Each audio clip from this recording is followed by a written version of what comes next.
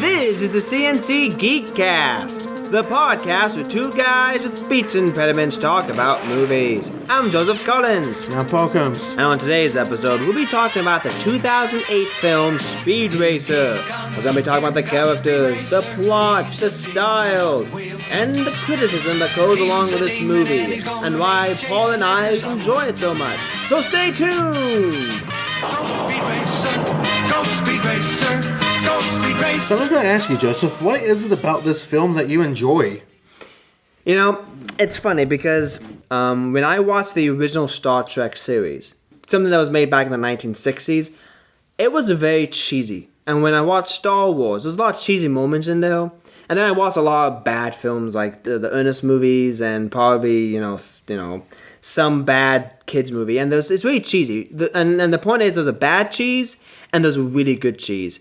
And something about this film is cheesy, but it's so fun and so over the top and absurd. It's just a great cheese, and I love it so much. I think it's the fact that it's unashamed of it. Yeah. It's a simple film, but it goes all in on the moments. Like the whole bit with the kid and the monkey. Admittedly, I didn't like the kid and the monkey, but it still just goes how far they were willing to go in regards to cheese to remain true to the adaptation. Yeah, and this is another thing I appreciate about the film is, like, I've seen anime and I've watched it, so I understand a lot of the styles. And I just went back, tried to watch the original Speed Racer. Couldn't really get past it, a couple of scenes.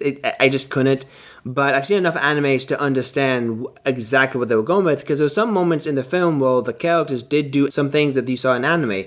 Like, they did do that classic anime gasp that characters do, like, oh, ah, you know, like that. You saw that. Yeah, I remember that. Yeah, and there's a lot of overacting in it, and a lot of people are like, oh, that's cheesy. Yeah, I mean, it was unashamed of it. Oh, yeah. Which made it good. It's kind of like Pacific Rim in that regard. It is. Pacific Rim knows exactly what it is. It tells you what it is.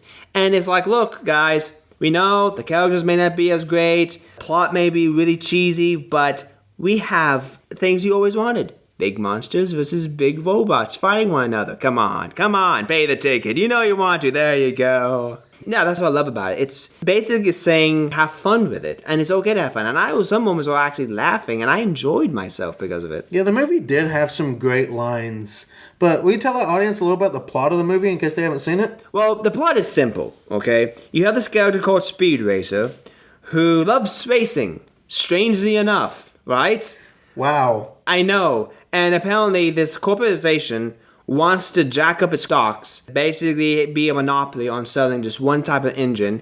And Speed Racer's caught in the mix. They want to hire him, but he says no. And the racers and the corporation's like, you're never gonna race again. And Speed Racer's like, no, I'm gonna show you. And he enters into this backwater race. And basically then enters into the Grand Prix X and wins it all. I mean, it's that simple. Actually, basically, yeah, it is that simple. But it's the classic case of the underdog again. Yeah. Because he works with his father, Pops.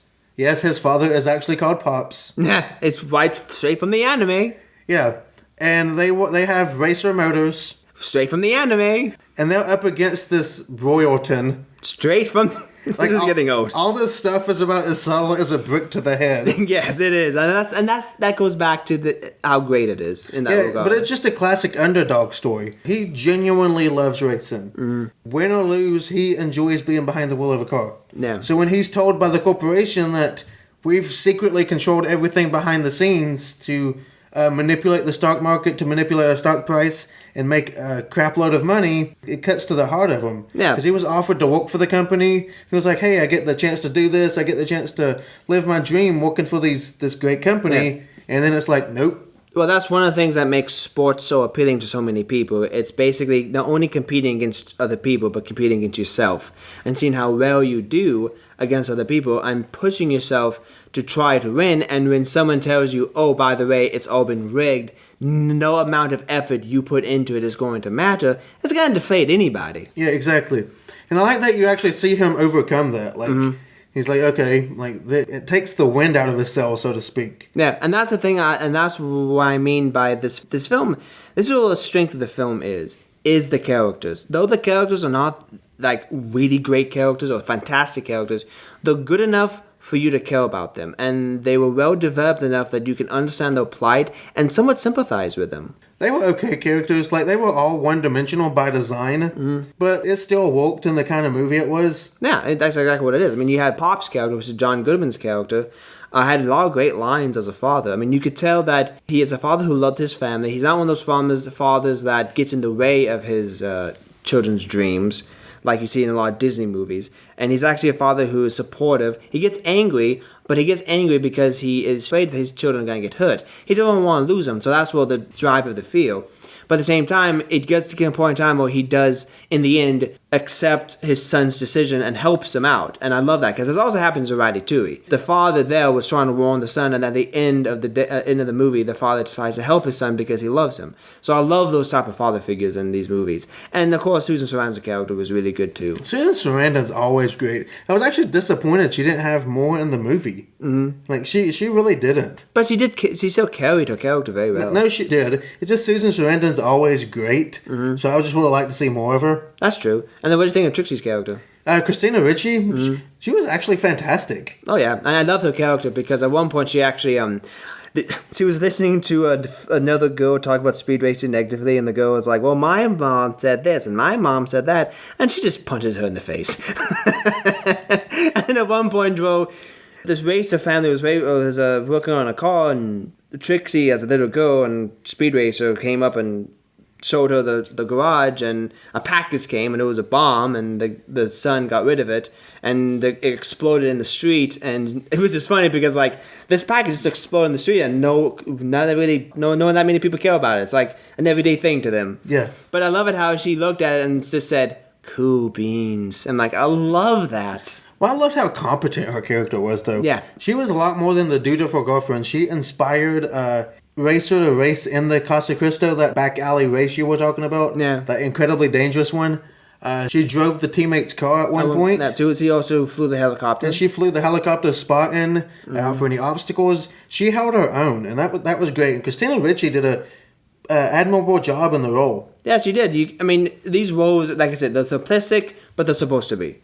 It's Speed Racer, and I could just imagine these characters just loving hamming it up, because the bad guy in this film, he just hammed up the whole part. He really did. He put on the charming facade. It didn't last very long. No, but it was a great facade too. Just because he was so deliciously evil. He was. There was no subtlety at all. No. There was no, the way you sympathize with some bad guys. Yeah. Yeah, you didn't with him. You was like, this dude's just 100% evil. Yeah, and exactly. Go back and just enjoy it. But no, it's also, the movie has a lot of good scenes too. It's like the ninja. Well, 1 second. What about Racer X? Is Matthew Fox? Yeah, him.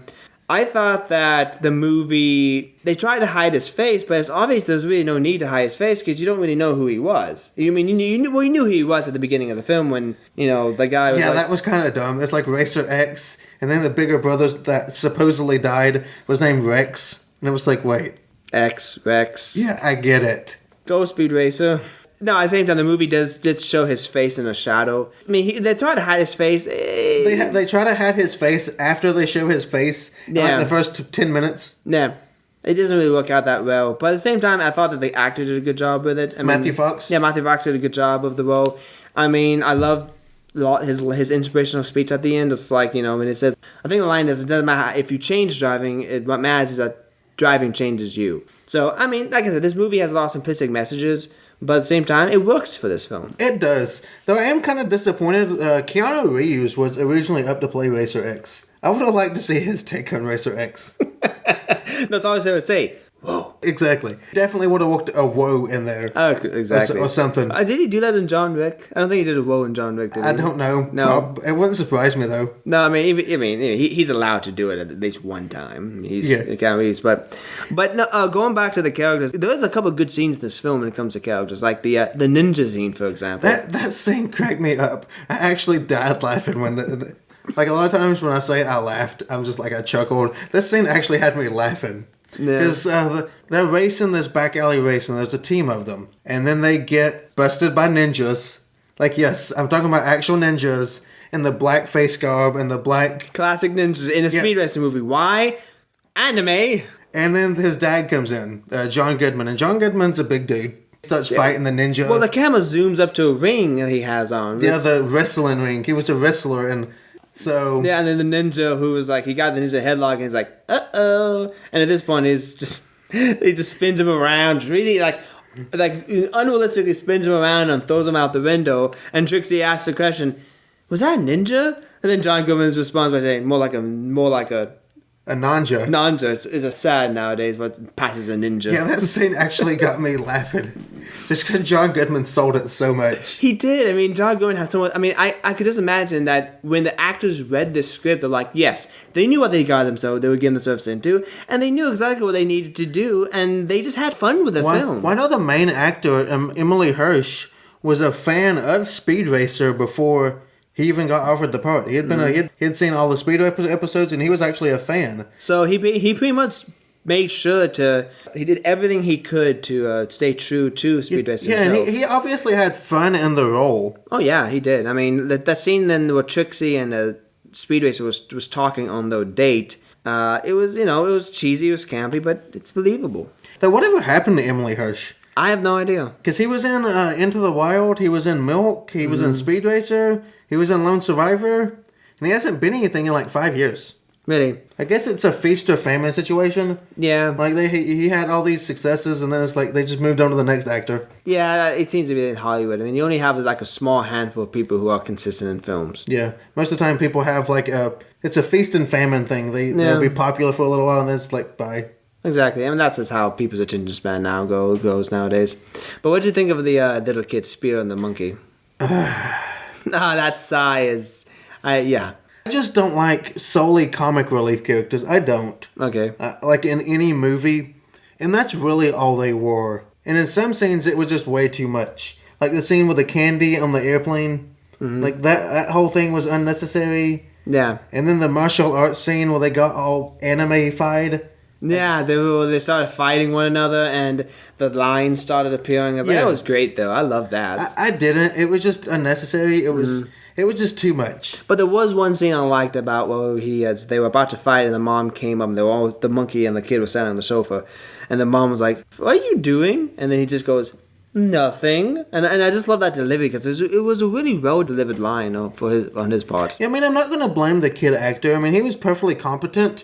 I just didn't like the character. No, I get that, but at the same time, his character was in the anime. No, I know. I'm not going to disagree with that. It's just meh. It didn't do anything for me. I mean, I get that, but I mean, for me, it's like if a character's in the anime and they have it in the film, I can forgive them for that because they're trying to stay true to the source material. Could you get rid of the character? You could, but then you have people complaining about, well, what about the monkey and what about this character? They're like I was actually okay with the monkey. The monkey didn't bother me. It was the kid. The monkey didn't bother you, of course, because the monkey didn't say anything. Yeah. But no, apparently I like monkeys more than I like kids. Which probably actually is true. So it's obvious you talk about a lot of good things, but let's get to, of course, the criticism. It's obvious a lot of people did not like this film. Yeah, why do you think that is? Well, first off, it just bombed hard. It came out and it's low on Rotten Tomatoes and it didn't make any money. We don't care about what Rotten Tomatoes say anyway. No, not that we do. Unfortunately, a lot of people do. So when a Rotten Tomatoes score comes out and it's really low, a movie will bomb a lot of times. I think it was like, I saw it originally, it was like at 60%.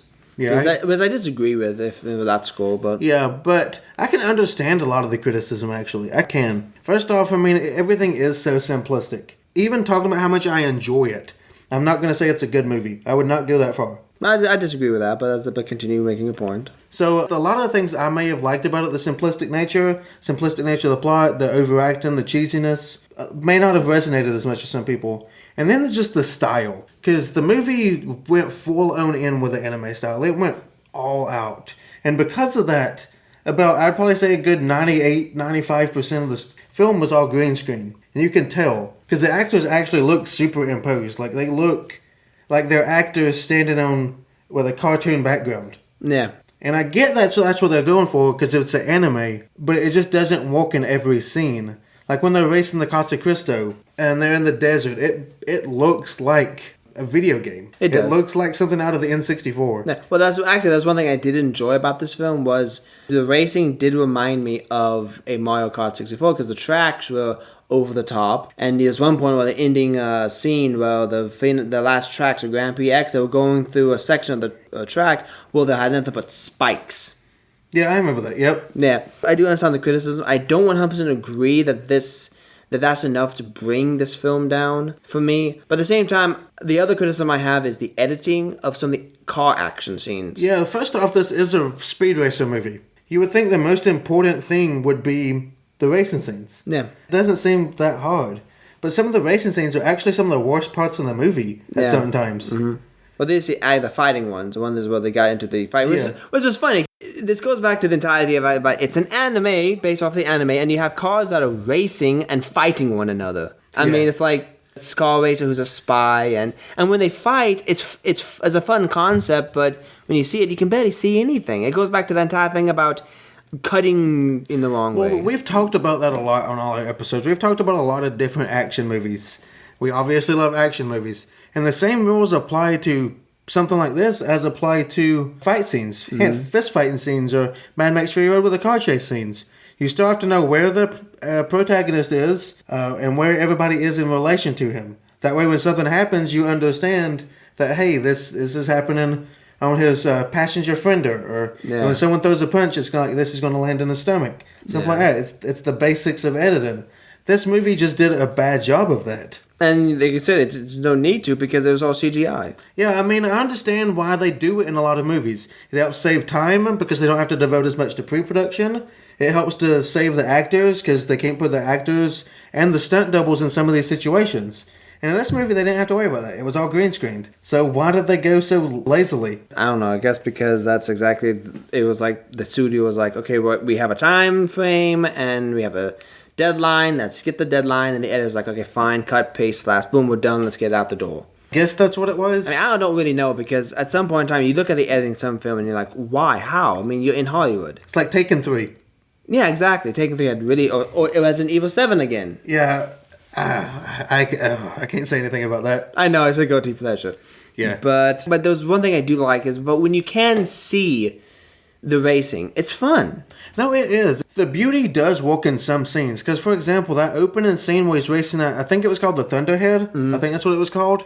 It's fantastic. Because you actually see him racing, trying to beat his brother's record time. That track record, yeah. Yeah, and you can see, if you've ever played a video game, you're familiar with the concept of the ghost. Yeah, the time lapse. Yeah, you see the ghost on screen and you're racing against that. And this movie did a really good job with that concept. It wasn't poorly edited like the other scenes in this movie. The ghost was there and it was done really well. And some of the editing was really good because at one point, both there was a scene where the Rex's car came up the screen and matched Speed Racer's car, and they cut it at that point. Yeah, exactly. And so it was really, the opening sequence for me was a really good opening sequence because not only was the editing done well in the racing, but they were able to explain the backstory of the family and what they were going through within that one moment between the dialogue of the announcers telling the story and flashbacks, and the camera focused on each family member, and they remembered a specific part of the past, and that's how they told the story. Yeah.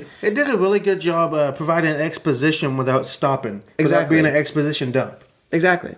Yeah, and so it was really well paced. And so at that point, you understood the plights of the family, you understood those sorrows, because there was one other scene I really did enjoy, and that's when Speedways was talking to the bad guy about how the day they lost Rex. Of course, it just devastating to the family. And at one point, Pops, John Goodman, was sitting there watching the old Grand Prix. The 43 Grand Prix. It was Ben Burns versus the other racer, whose name I can't remember. Yeah, but so he was just staring at it, not saying anything. Of course, in his depressed and down, which is understandable. And Speedway was next to him, and then suddenly he told the story about how something clicked, and he started yelling at the TV and rooting for Burns to win. And I love that scene because they regained the love for the sport. And I just love how this movie definitely, in some parts, why racing is so beloved. And it shows that, it shows a love for racing, I guess, is the best way Well, I to think put it. that scene you're talking about actually did a really good job illustrating their love for racing. Because it was the 43 Grand Prix. They already knew how it ended. Like they did. It was 50 years ago, I guess, in the movie. And they still get excited. it's not because of the outcome, it's because racing is a part of them. And I think that scene did a really good job illustrating that. Yeah. Because it brought that racing is a part of me versus the Royaltons, where racing is just a way to make money. Yeah, and that's what goes back to Speed Racer's line where it says, in our family, racing is a religion. And that's the thing I think of why this film has more strengths and weaknesses, because of those moments where the characters are together and just, those sentimental moments, I think, will lift this movie up. Did you tear up a little?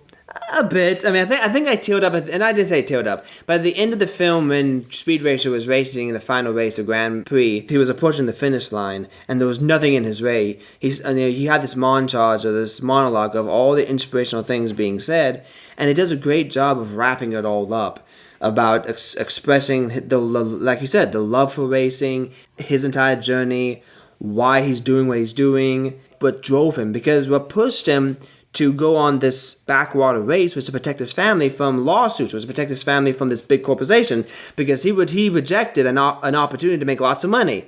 And, Royalton didn't like that much. So he said that you're never going to race again, and your family's going to go, be destitute. Sued. Yeah, exactly. So he's defending his family, and, that's a heavy burden you take on. And I love that moment because it basically shows his passion for the sport and his passion for his family and his how he's driven. No.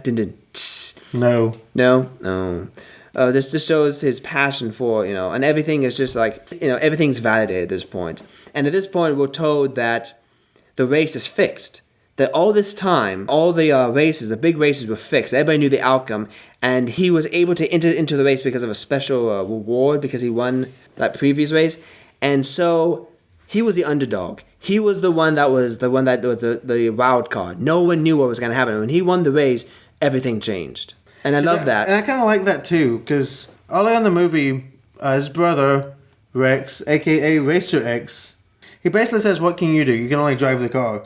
He's like, I don't know, but I'm just going to do what I can. I love the ending when he crosses the finish line for the last time. He's between two cars, and he knocks them, and they explode. And as he crosses the finish line, the entire screen just goes into this, I don't know what they call it, but this checkered flag just comes in the spiral shape, and it was a grand finale. Yeah, I don't know what was going on in this movie. They went over the top in the end, though. It was like Andy Warhol tripping on LSD. I know, right? And that scene in 2001, the last act, is full of stars. But in this case, it's a racing moment. It's just a great over-the-top film, and I love it. We said, it basically says to you, I know what I am.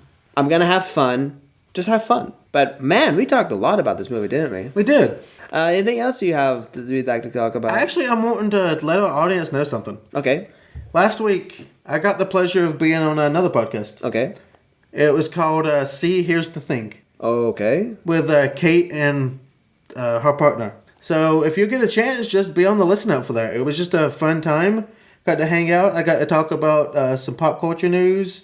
Got to talk about Disney World. Got to talk about Orlando a little bit. For my trip there. It was just fun, so definitely listen to them. It's called See, Here's the Thing. And we're also going to be on another podcast, aren't we? Actually, yeah, that's me and Joseph. I think we're actually recording with them Thursday. Yeah, well, what's the name of that podcast? The Brain Trust Brothers. And what do they talk about? I think it's just like that podcast we listens to thing where they're just going to be talking to us about what we do. Oh, okay, cool. I mean, this was a good episode. I enjoyed the film. It was. Let our audience know what we're going to talk next week. Oh, next week? Yes.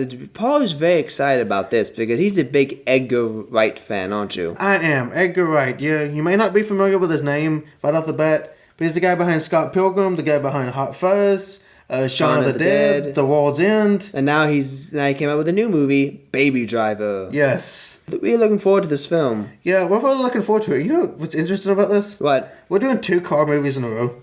That is true. I did not know that. I mean, and this is coming from two people who we don't watch NASCAR that much. No, I'm not a race fan. I'm not into car culture. It's just a coincidence. It is a coincidence, a strange one. But unfortunately, we have to end. We do. As always, I'm Joseph Collins. And I'm Paul Combs. And you've been listening to the CNC Geekcast. Go Speed Racer, go Speed Racer, go Speed Racer.